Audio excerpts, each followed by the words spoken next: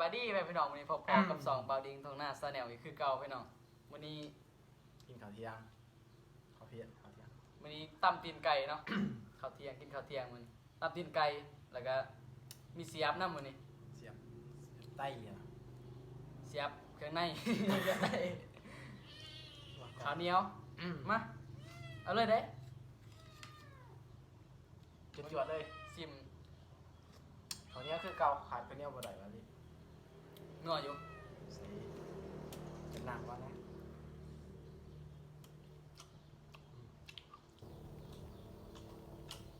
ตำจีน ตำตีนไก่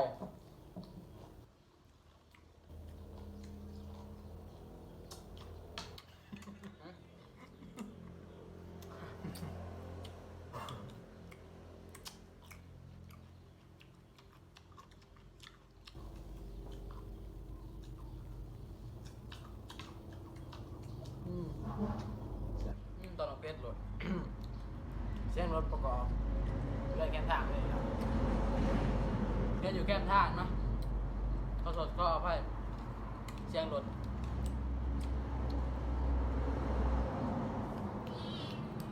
รถก็ไม่รถชิ้นหน่อยๆเด้รถบรรทุกเครื่องแม่ลูกตีนไก่ ข้าวเหนียว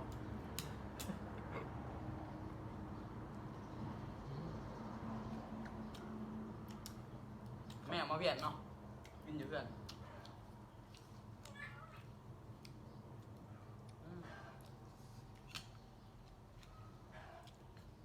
เป็น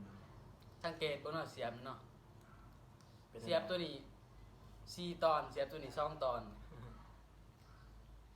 อยากพาเครื่องไปขาเนาะ ไม่อยากให้เสียบ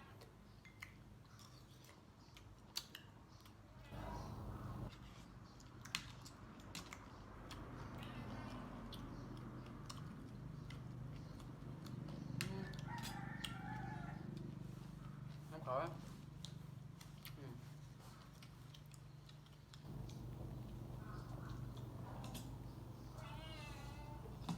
ก็จะเจนเนาะว่าบ่ ไม่เคยตอนจิ้นได้ปะหา บ่ได้นะเซนไลท์เน้นเซนไหมครับวะ มันยังบ่เปลืองตีนเนาะ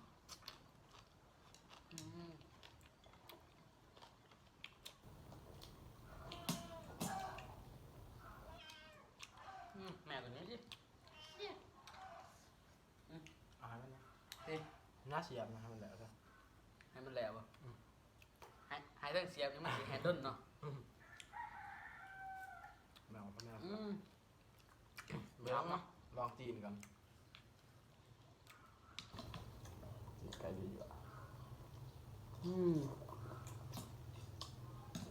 เบาคลิปนี้ก็เบาเครื่องอาจารย์กองนี่แหละส่วนกินข้าวบางอย่างถ่ายคลิปเพิ่นว่า แล้วก็ดัง คือถึงได้เขาก็อยากกินข้าวกัน ดูอยู่อ่ะ ครับอาจารย์เนาะอาจารย์ดวง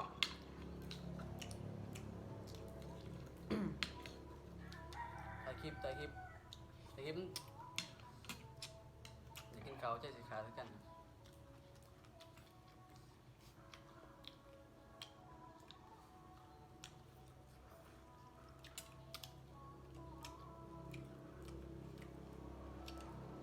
เกินผมหนาว เผ็ดเนาะ ตาสิไลมึงจะบากูไฮเด้อ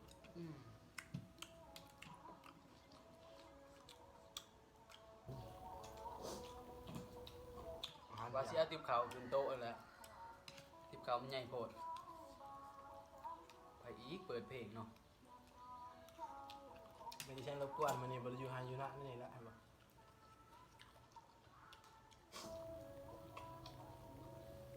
ย่างเขาไปของการกลุ่มถอดสายแจ็คทีม พายิกนึง ก็ได้มีศึกษาบทบาท อ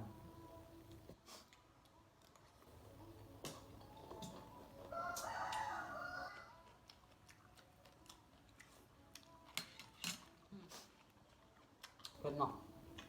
เริ่มออกฤทธิ์แล้ว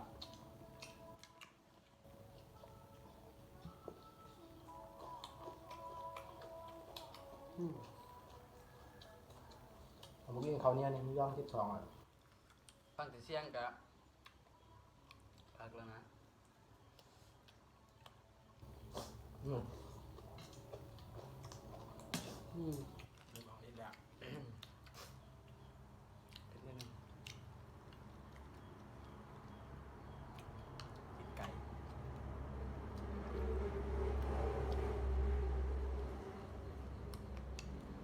พวกอาจารย์แต่ยังได้กินเนาะ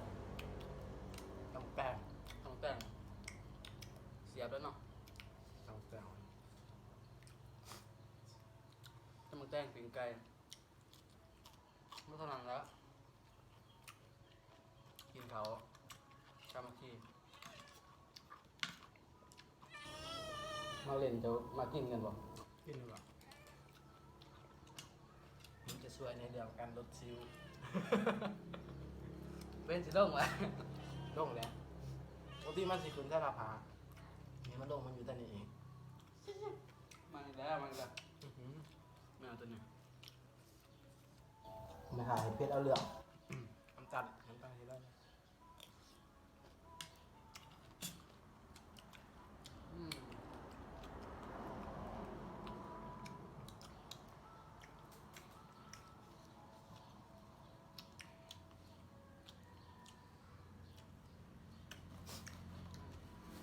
ขาวนั่งนะไม่ได้เบิดเลยเขามันก็อากาศเย็นเนาะ แข็งๆนะ แข็งเนาะเสียบเนี่ย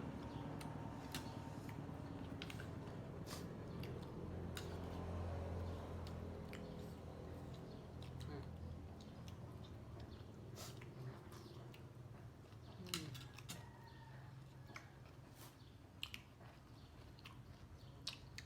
มีชุดขาวชุดดำเนาะ ยิ่งแข่งกันทีมขาวทีมดำ ก็คนละสีอยู่ นั่นเอาทายอยู่ในเพื่อนนั่น10,000นะเนาะอืมอืม มานี่นี่ เริ่มเพชรละ เป็ดโพดละ บริบอกอะไรอีกเรื่องที่มันแดง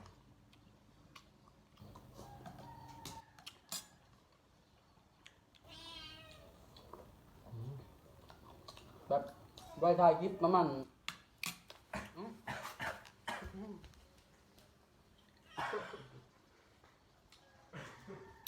ขอโทษขอไปนะน้ำพีนในเขาเนี่ย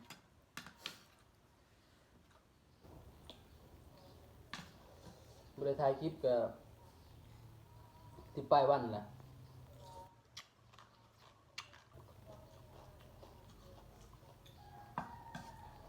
ข้าวเวียด เรื่องบริทาย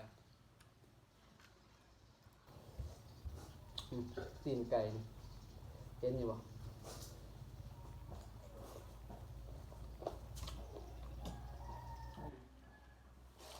ไม่เอา สบายดีมากเลย มาใช้ มาที่น้ำเอาไว้มันลงข้อสมัครปกติก็มันกับบทเพชรเป็นไรหรอก คุณที่ไปเรื่องข้อ ปกติลงสองเลย อืม มันกับบทเพชรมันไรครับมีคนจม5นะ ใช่ พี่แม่ มันเมียจม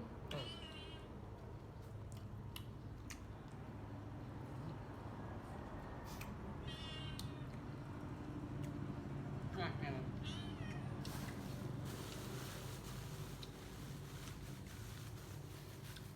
นี่เนาะ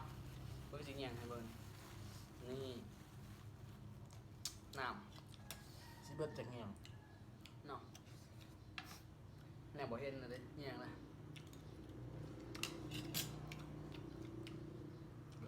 ชิโซสกิลการแทงกระดูก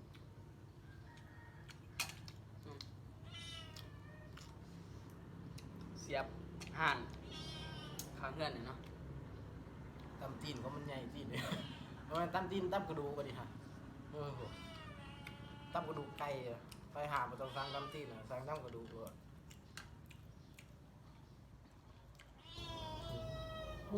มากง เอามามานี่กินบนไหวจ้ะ เรากูกินน้ำไม่ใช่กูดม ที่ต้นมัน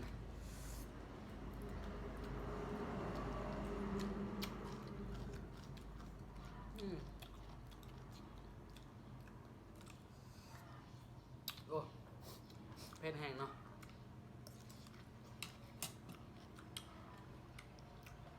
กระดูกไก่โชว์ไป1 ที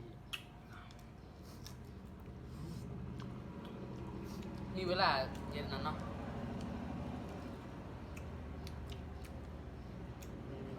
ปีกป้าเนาะ มันไม่มีเวลาไม่มีปลาไม่มีปลาชิปีก ปีกป้าตั้มตัวเนาะ เราก็ไม่ยัง ตลาดนี่ตลาดนะ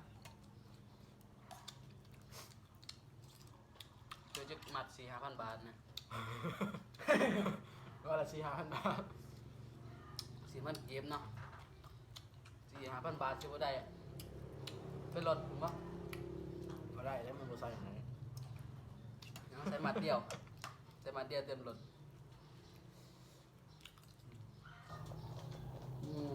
ก็เริ่มทัวร์วางกู นะเบิดอีกแล้ว งานไม่ดุเลยเขาเรือ จะคล้องกับเบอร์กิ้งอาจจะไม่เอา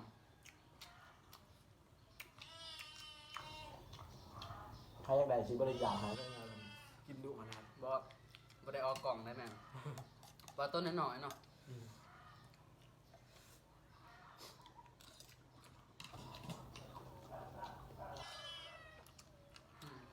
นี่เลย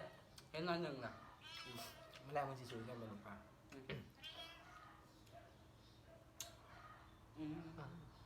ก ำลังเห็น กินทำไมก่อน ไม่จุดขาดอ๋อไม่ทูตกเลยบอกเป็นยังเนาะกินเองแสบเองแล้วไม่ตีนอยู่เว้ยกินผักหาเลยละ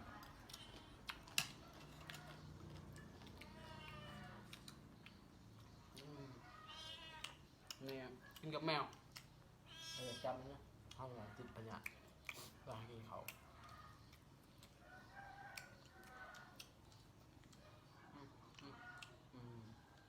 มันครบจีน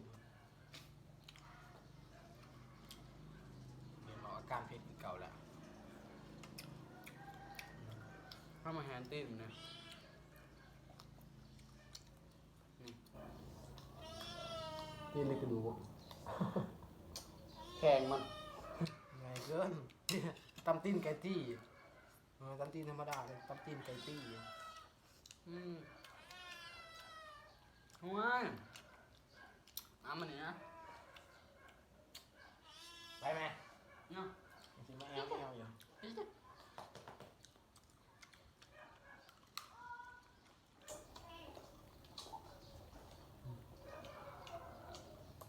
นี่แล้วเลี้ยงแมว เวลากินเขาวมากวนนะพี่น้อ เขา ง คู่บ้าอยู่เขาคู่บ้าบ่ ปลาตะลนแล้ว เราจะกูแก่ยังนะงานบ่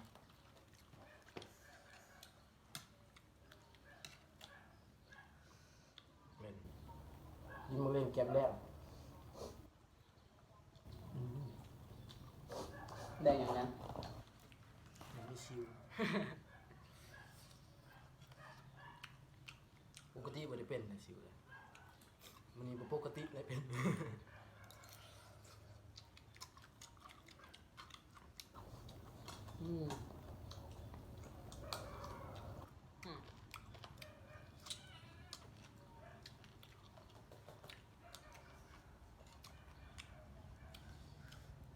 เอาละ เพื่อนกันนะ 14 นาทีแล้วยินสุดท้าย นี่นักแข่งคนไทยแบบนักแข่งนักแข่ง อืม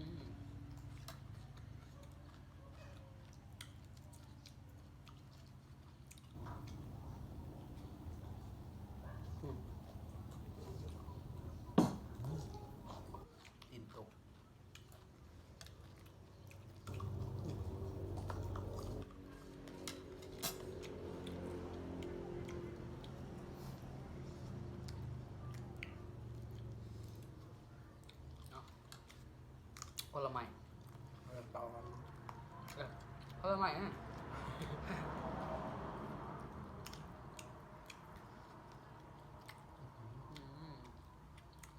อ๋อเป็นห้างมันเนาะ เริ่มสิท้อยแล้ว พริกเนี่ยที่นู่นเนาะพริกยัง แบะ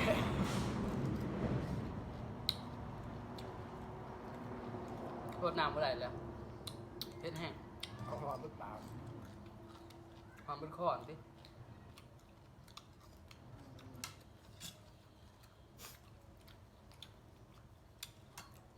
บ่ดีกว่า ไม่หมดเลยกินแต่พักแล้วเบิดบ่อยากดอกเส้น